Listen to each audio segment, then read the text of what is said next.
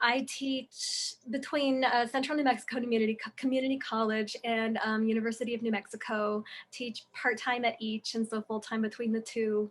Against my better judgment, I am also working on my doctorate part-time now while I am teaching, so I am at UNM for that.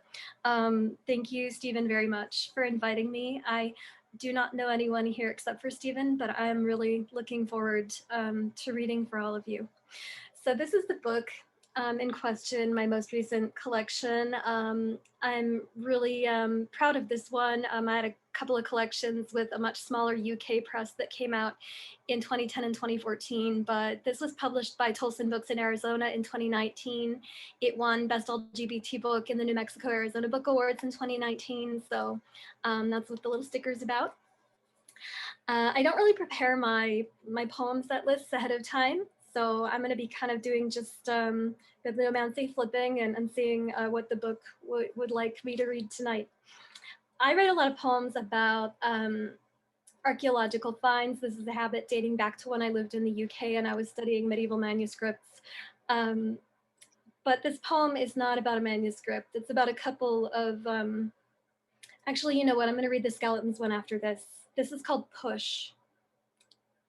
They say it works perfectly, this slab made of stone that may be the only thing between us and the darkness. Deftly lift your hand and sign grief, brush the sand from your eyes and know that eternity is a pivot swing and a single step forward if you would but place your palms against the blackness and pray for amends to be made. You, standing there, living and breathing, know that this threshold sends us to where the horses are running and dragging us. We are here waiting for death, for an answer, for the door.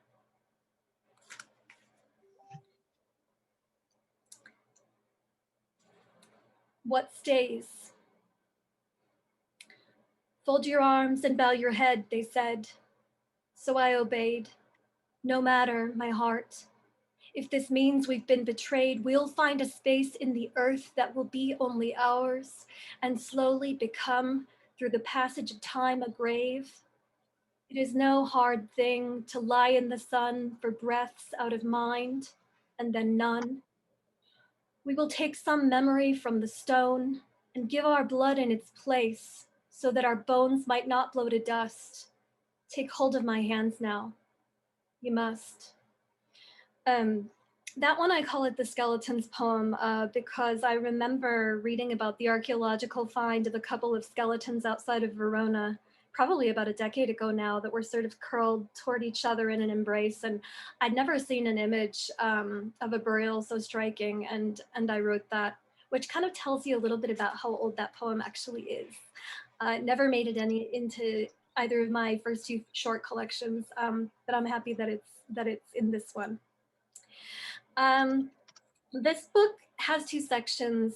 Part one of the book is actually some heavily revised older poems and some more recent mythologic. So this is kind of part one of the book is more where I'm writing in response to the archaeological finds, reinterpretations of mythology, folk tales, folklore, hopefully with a little bit of a twist though. I'm very fond of non-human perspectives. I'm trying to, okay, this is probably the most experimental piece in this book, and I wrote it not about an archaeological find, but I've always been fascinated with catadesmos, which are those curse tablets from throughout the Greco-Roman world. People would write curses against their neighbors or people they didn't like or had grievances against and would like roll them up and jam them into the casements of their houses. I was very angry at someone for something that they did to a community that I'm part of, circa 2013, 2014. And so to vent about it, rather than actually take it out on them, I wrote my own curse tablets, and these poems made it in here. Catadesmos. 1. For dismissing me as mere hearts and flowers. This is why I lost too many before I learned Listen to what this aching has to tell you. Grief is not worth twice its length in tears if the fulcrum fails to pitch. Observe your repetition for what it obscures. I've had enough of loss, sufficient shock for these countless voices carried. So look to the turn of your fingers on keys, to sheer absence of sleep. Trawl the dark for day and don't linger. Once grasped, it fades. I don't repair the broken lightly. Learn that patches must be plied, stitches won, from shards lodged in far too eager arms. Don't speak of softness to me. What peace I grant these survivors, they've earned. No heart but my hands be bloodied, no bloom but my breath be burned. 2. For what you did to me and to the others. Wall and wave. Come the end, that line you towed was laid so low, ill dreaming, they cost breath, well seeming, love failed to amend what lives we've lost.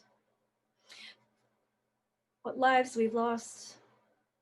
To tide-lined concrete, thoughtless wave and whisper wrought belief that their eyes, their hearts, the sum of their parts were not worth saving for light. I will ask you one last time, enemy mine, what price was worth this breaking? How deep will you pitch into forgetting who we are? 3. For what you'll yet do if your arrogance lingers. You'll never know I was the one to throw the first stone. That shout in the void was what we needed, and so I fashioned a voice. For thoughts are things my words can sow best. Besides seeds of subtle dissent, I watch friends wedge jagged pebbles into the crack to assuage their grief. We watch strangers snap, hear them plead with you, false deity, who won't listen or warn them what horrors loom. My door is open to howling, welcomes unforgiving sea, and the weary do come. We are stronger than you think, we whispers, and we push with our backs, our hands splayed against the glass. Your edifice shudders. 4. For what will happen in the wake of these prayers? All it takes is one shard of doubt to bring down Babel. We smile and watch the fabled tower fall. I need to vent like that more often because it's certainly more productive than the alternative. This piece is called Ivy. One fine morning, it's the ivy that will show you. Your bones have all split at the seams. Arrows are made easily from these. Learn that nobody else has your back. Trust is more often than not for the weak, and love unforgivable. Your stone heart you must split in 4, poison the quarters with marrow from each shaft. It'll hurt no greater than what wounds you have. Always watch the ivy. Study both cracks and rebinding. Knock swiftly now, aim quick to court the kill. Your tendril-bound breath fills each fissure like ivy. Now, watch.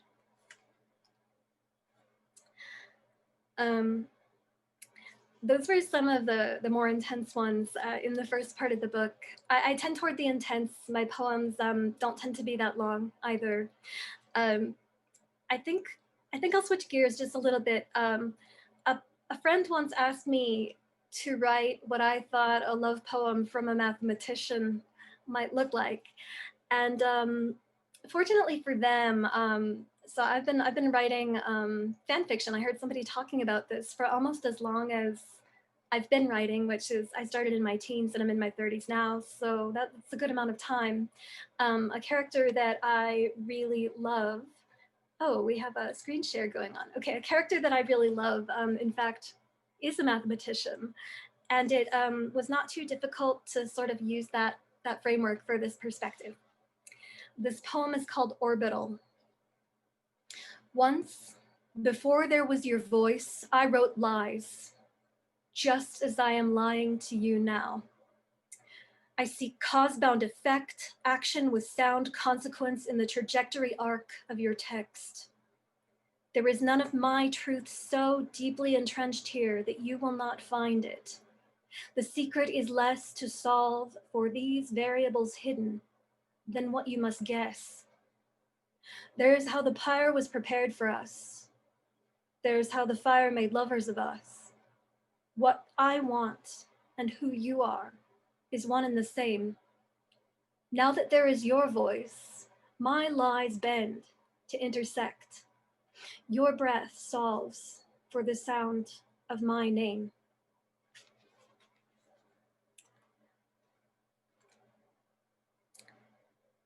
Trying to think if there's one more from this section. How much more time do I have, by the way? I'm not great at timing myself. I haven't really been timing, but you're doing good. I don't know, about 10 minutes or so. Okay. Before I was taken on in 2012 as one of the editors at Strange Horizons in the poetry department, they actually published me 3 times. And the lag time between acceptance and publication was such that the last one actually ended up being published after I got hired as one of the editors there in 2012. And so the next couple of poems, actually, I will read all 3 of the poems of mine that they published in the couple years before I joined the editorial team. Fairy Beekeeper, for Sylvia Gasparini. You teach me patience. Send jars of sunlight that require careful straining. Your children spin gold from acacia and rose, turn blood shades into caring sweetness. You did not know me from either inhabitant of Eden, but still you threw wide your garden gates and said, come, taste. Whence I've come in such condition, my wings in shreds, my hum broken. You took the time to ask. Now, I take my tea with a fine skim of wax. The Book of Drowned Things. The man in the wine shop gives me half a glass of sweet French red, tells me it's been popular at weddings. He blithely calls it port, but I can't help but think it's Madeira in a stained pink dress. I carry one slim bottle beneath my arm just as far as the spirits section at the back. I confess it's a Sheriff Guiana rum that I'm really after. 15-year aged in an oak cask is the stuff on which my dreams are made and broken. Unless you count the time, 5 vodka shots and several tons of knife-edged heartbreak later, I locked myself in Brian and Jody's loo and shouted at an imaginary dead boy for half an hour. It's true that I'm built for heartbreak, and so I raise this toast to friends loved, lost, and about to be lost. Death has always wanted me closer than those she steals from my arms. It's you that I could never hope to save, so I'll tell you this story before I forget. As a child, I drowned off North Carolina. I remember the crush of water in my lungs and the vicious sting of salt all the sunshot way down. I remember the calm that stole over me less than half a minute before I hit the sand and choked up her gifts to me, grief before glory. You're the ferryman now, she said. And fool that I am, I believed it.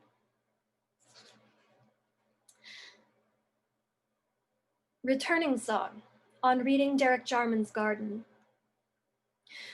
Speak to me, friend, long dead though you are. Tell me of home there by the sea, of how salt killed the kale, but spared the dog rose. Red admirals came to you as they now come to me, winged and fearless, never far from our upturned palms. We suffer a fever, some say, of tragic proportions. Our sin is the folly of Sappho, the grief of Alexander. We are cousin to mischief, you and I, my departed brother. You gift this world with thorny warp and root-ridden weft. The quiet house, my still heart, your books on the table. It is as if I never left.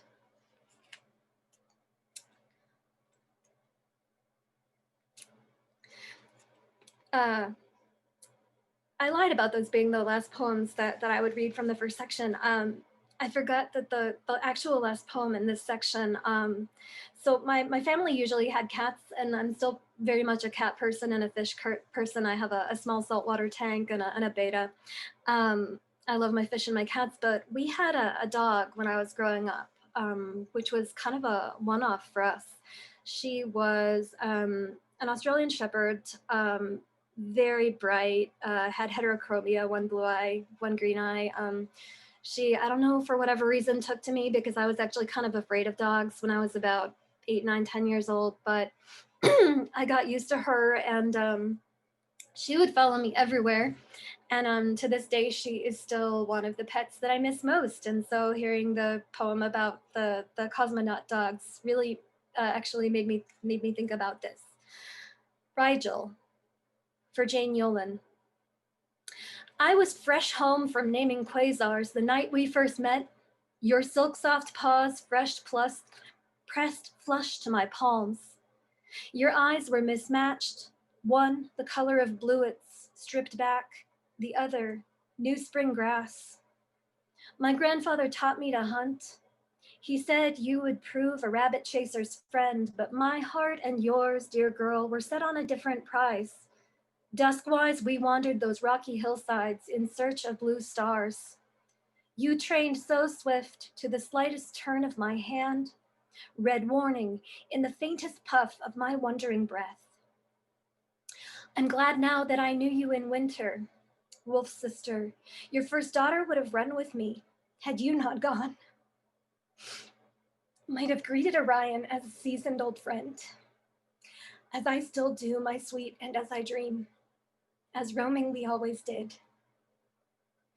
I don't cry very easily, but I miss that dog very much. So that was like sort of a quick tour of the first part of the book. I suppose I would have time to maybe read just a few of the shorter ones. Part 2 of the book is a little trickier. It's actually the manuscript that was, things being what they are, the shorter version of the book that got shortlisted in 2017 for the Sexton Prize. It was my MFA thesis at Boston University, from when I did my MFA. And I was dealing with, it was a turbulent year and a half or so. I finished coming out of the closets I had remaining, and my spouse of 10 years at that point in time left me on account, so was not actually as accepting of everything that I was, as long as I guess that I was just like my thing that I was open to him about. But anyway, that's part of what was going on. The other part of what was going on was that my mother was diagnosed with stage 4 breast cancer the year that I started the MFA. And me and my siblings thought genetic testing was a good idea. Me and my youngest sister tested positive for the high risk ones for breast cancer, so we got preventative surgery. But I ended up being diagnosed with colon cancer in 2019, so I couldn't run from it forever. Fortunately, I'm doing well. I'm recovering about a year out from major surgery. Still kind of sick a lot of the time, but it's getting better. And so sometimes when I look back and read this, it feels a little prescient because, it's dealing with my mother's illness and with the knowledge of having mutations and the possibility of becoming ill, only to end up there anyway. So trying to think. The calm before. Evening primrose, bittersweet. This city's wish is to stand long after we've left it. Drowsy green will swallow our stories and crush them to seeding. Leyline and trestle bridge alike know our full stops, caesuras, palimpsests, before we've but breathed them. Our smoke in the evening swan wake shimmers, patient as frost. The next harsh winter stands waiting already. Poison ivy reaches, tendrilled warning against restless belief. Yes, you will leave me here alone, in undisguised autumn. Your hands I trust less than this toxin shine, your berry rhyme on my baited lips. So let me be. There's still time.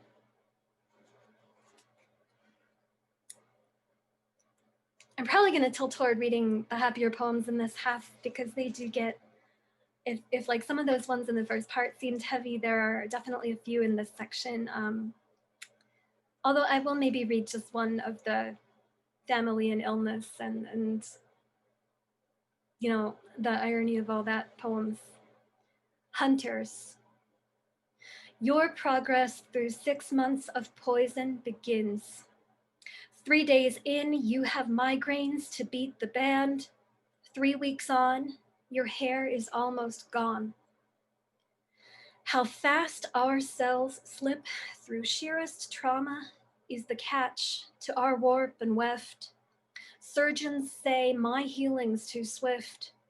Oncologists prod at your lymph nodes' refusal to rest. What monsters we are, Mother, remains to be seen. In the end, what is a wound but a door through which blood leaves?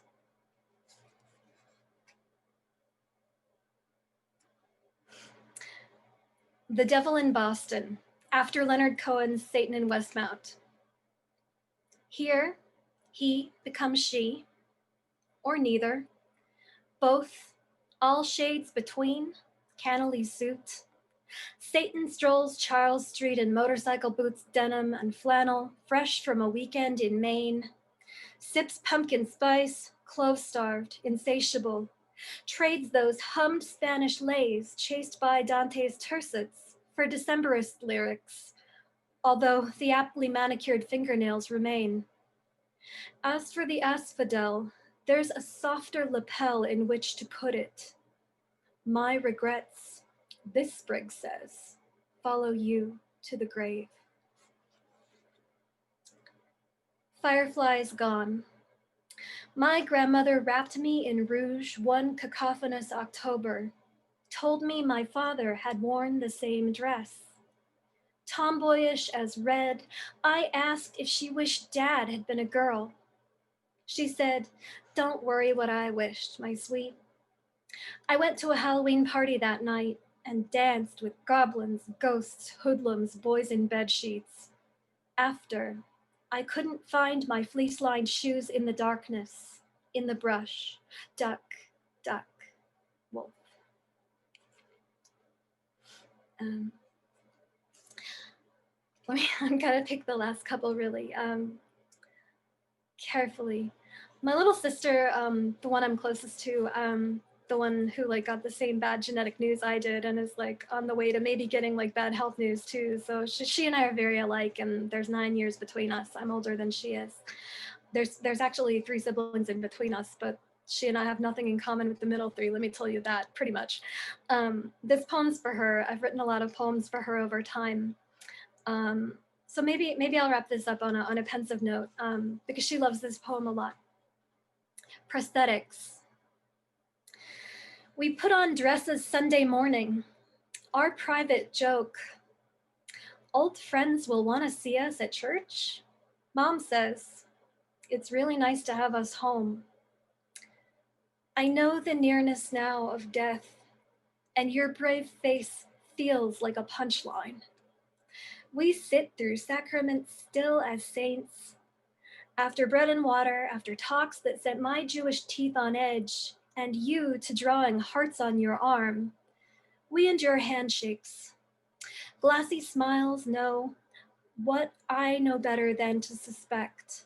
All eyes low, lashes frown. We flee before second hour sends invitations to scripture study our way. We take mom's car, zip to Sheets, order hot dogs with chili, onion, and cheese. Some drops right on my chest.